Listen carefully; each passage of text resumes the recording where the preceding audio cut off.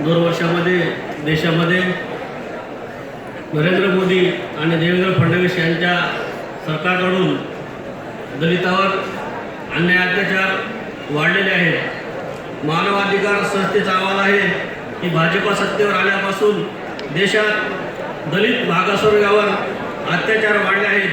त्यामध्ये उत्तर प्रदेशमध्ये दादरी असेल, गुजरातमध्ये उना असेल, या दलितावर अन्याय या सरकारने जास्त वाढलेले आहे।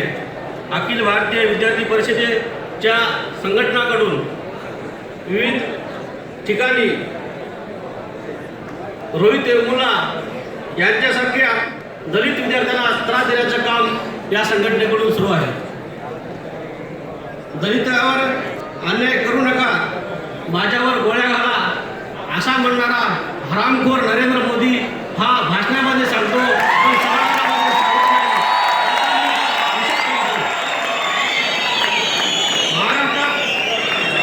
महाराष्ट्रात मागासवर्गीयांना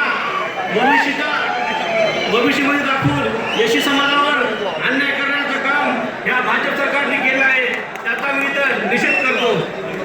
मुद्रा लोनमध्ये मागासवर्गीयांना कसल्याही प्रकारच्या जागा दिली नाही, त्याबद्दल नरेंद्र मोदींचा मी इथं निषेध करतो। व महाराष्ट्रामध्ये कोपर्डी येथे आमच्या भगिनीवर अत्याचार झाला, त्या घटनेचा सुद्धा मी इथं जाहीर निषेध करतो आणि देवेंद्र फडणवीस नरेंद्र मोदींचा जाहीर निषेध करून निषेधाचा ठराव मांडतो। जय हिंद, जय भारत, जय भीम।